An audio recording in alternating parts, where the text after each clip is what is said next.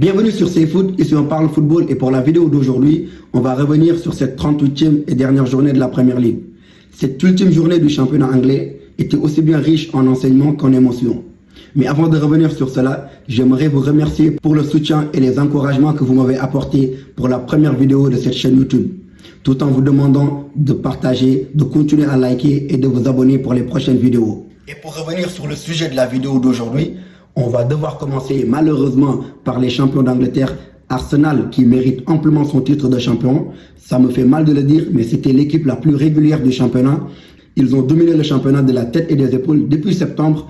Ils ont eu quelques moments de doute sur la fin de saison, mais ils ont su rester calmes et gagner le championnat parce qu'ils le méritent. Avec l'arrivée du coach espagnol, ils travaillent très bien et progressent constamment. Ils ont fini 8e sur la première année, 5e 2 fois et sur les 3 dernières années de Premier League, ils ont fini 2e. Cela montre la progression constante de l'équipe d'Arsenal qui mérite amplement son titre de champion d'Angleterre. Même si le jeu était moins flamboyant cette année, Arsenal a joué avec ses forces et a montré à toutes les autres équipes d'Angleterre qu'ils étaient les meilleurs du championnat.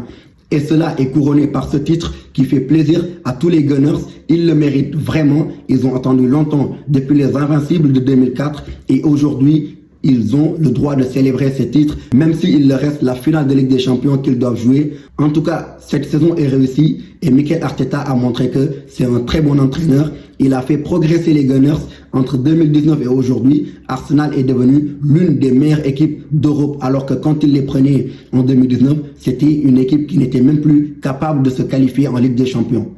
Et de l'autre côté du royaume, Manchester City avec Pep Guardiola qui finit pour la première fois de son histoire 2 saisons consécutives sans gagner de championnat, a annoncé son départ la semaine dernière et aujourd'hui il a été fêté. Manchester City a joué contre Aston Villa, mais le match n'était pas important pour eux. Le plus important pour eux, c'était de célébrer le départ de Pep Guardiola qui a traumatisé tout le championnat. Aujourd'hui, tous les fans de Chelsea, de United, de Liverpool, etc. doivent célébrer parce qu'il part.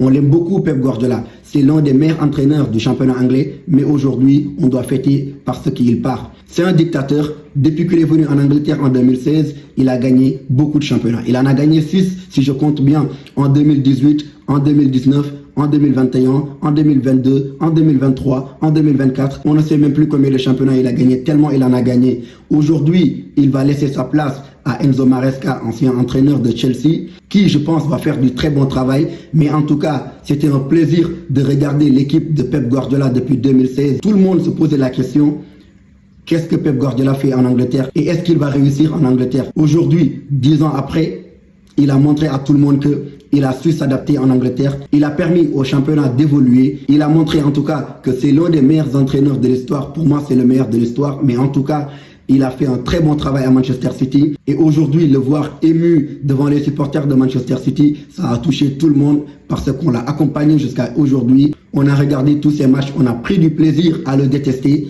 parce qu'il est incroyable. On a vu aussi Etihad réserver une ovation d'honneur à Bernardo Silva, arrivé en 2017 de Monaco, qui a fait 9 très bonnes années à Manchester City. Il mérite de partir cette année parce qu'il a tout fait à Manchester City, il a tout gagné. En tout cas, Bernardo Silva, l'un de mes joueurs préférés à Manchester City, avec Kevin De Bruyne et David Silva. Il va nous manquer lui aussi avec sa touche technique. Sans oublier aussi de parler de John Stones qui, en 2023, a été repositionné au milieu de terrain et a fait une deuxième partie de saison exceptionnelle en 2023. En tout cas, c'était un plaisir de voir tous ces joueurs-là fouler la pelouse de Premier League et ça a fait plaisir à tout le monde de les voir comme ça à l'Etihad, acclamés avec leur famille. Ça nous a fait du bien. En tout cas, le Manchester City de Pep Guardiola sera toujours considéré comme l'une des meilleures équipes de l'histoire de la Premier League en comparaison au Manchester United d'Alex Ferguson. En parlant de Manchester United, ils ont fini 3e grâce à une légende du club, Michael Carrick. Michael Carrick a permis à United de redevenir l'une des places fortes du championnat anglais avec une première partie de saison très compliquée sous Ruben Amorim qui avait du mal à faire passer son message et à faire comprendre son système à 3 qui ne convenait pas à tous les joueurs. Dès l'arrivée de Michael Carrick, on a vu une nette différence. Il a repositionné Bruno Fernandes en tant que 10 et Bruno Fernandes a battu le record de passes décisives sur une saison de Premier League. Ce record co-détenu par Thierry Henry et Kevin De Bruyne a été battu par Bruno Fernandes avec ses 21 passes décisives sur la saison. Il a fait une saison énorme et a été nommé meilleur joueur de la saison de Premier League. Il le mérite, il a fait une saison excellente, mais vraiment, Bruno Fernandes, l'un de mes joueurs préférés actuellement en Premier League, c'est un ultra très bon joueur. Un peu sous-côté, je trouve, mais en tout cas, l'année prochaine, il aura sa chance et pourra montrer toute sa qualité en Ligue des Champions. Et on l'attend. La 4e place revient à Aston Villa qui a fait une très bonne saison. Le début de saison était un peu compliqué, mais Unai Emery a su redynamiser son effectif et finir devant Liverpool. Il a aussi gagné l'Europa League comme à son habitude. C'est la 5e fois qu'il gagne l'Europa League. C'est une saison très aboutie d'Aston Villa qui l'année prochaine va retrouver la Ligue des Champions. Et j'espère qu'ils vont faire honneur au championnat comme ils l'ont fait l'année dernière et ont été éliminés en quart de finale contre le Paris Saint-Germain en se donnant jusqu'au bout. Le Liverpool d'Arne Slot est la déception de cette saison. Après avoir gagné le championnat l'année dernière, et après avoir fait aussi un mercato XXL avec l'arrivée du cousin d'Alexandre Isak et d'Ekitike. Ils ont sauvé les meubles en finissant 5e pour avoir la dernière place qualificative pour la Ligue des Champions de l'année prochaine, en espérant que les recrues de cette année vont faire la différence l'année prochaine. Quelques satisfactions sur leur saison. Dominique Szoboszlai qui a fait une très bonne saison. Hugo Ekitike aussi, mais malheureusement, à cause de sa blessure, ne participera pas à la Coupe du Monde 2026. Mais en tout cas, j'espère que Arne Slot fera mieux l'année prochaine parce qu'il a été conservé par le board de Liverpool. On espère tous que Arne Slot fasse mieux l'année prochaine. Et quand on parle de déception, l'équipe de Chelsea n'est jamais loin. Chelsea a fini 10e du championnat anglais et le club a fait tout ce qu'un club ne doit jamais faire. Ils ont viré le coach qui leur a fait gagner la Coupe du Monde des clubs, même s'il a eu des déclarations jugées irrespectueuses de la part de la direction.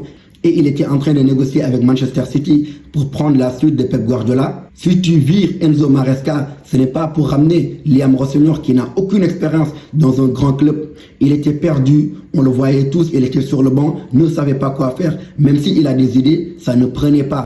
Très vite, on a su qu'il n'allait pas finir la saison. Il a été viré et l'un de ses adjoints, Callum McFarlane, qui était dans le club, a pris les rênes. Mais ça n'a pas changé grand-chose. Il a qualifié Chelsea pour la finale de la FA Cup que Chelsea a perdu contre Manchester City. Aujourd'hui, Chelsea perd encore 2-1 contre Sunderland, ce qui leur enlève toute chance de se qualifier en Europe. L'année prochaine, Chelsea va devoir jouer un match par semaine. Peut-être que c'est un mal pour un bien, mais en tout cas, dans les finances du club, ça va faire très mal. Et j'espère que Xabi Alonso, qui va devenir coach de Chelsea à partir du 1er juillet 2026, j'espère qu'il pourra faire quelque chose et exiger à la direction de faire un bon mercato, parce que depuis que Bluko est venu à Chelsea, aucun mercato n'a été réussi jusque-là. Avant de finir, on va parler de Tottenham qui s'est fait peur, mais heureusement ils se sont maintenus grâce à Roberto De Zerbi, en espérant qu'ils vont arrêter de jouer avec le feu comme ça et essayer de travailler pour que le club redevienne le grand club qu'ils ont été en Angleterre, parce que Tottenham c'est une place forte du championnat. J'espère que Roberto De Zerbi l'année prochaine pourra compter sur tous ces joueurs, parce qu'à Tottenham il y a tout le temps des blessés, des joueurs comme Maddison, j'espère qu'ils seront en forme pour pouvoir donner le meilleur d'eux-mêmes, parce que le championnat anglais a besoin de Tottenham. Même s'il n'a pas réussi à Marseille, je pense qu'il peut faire un très bon travail à Tottenham et faire une très bonne saison l'année prochaine. Mention spéciale à Bournemouth qui a fait une très bonne saison. C'est mon club coup de cœur. J'ai pris du plaisir à regarder des joueurs comme Alex Scott, Senesi ou Eli Krupi Jr. Leur coach Andoni Iraola prônait du beau jeu. Il va partir cet été et j'espère qu'il va trouver un très grand club parce que c'est un coach qu'il mérite.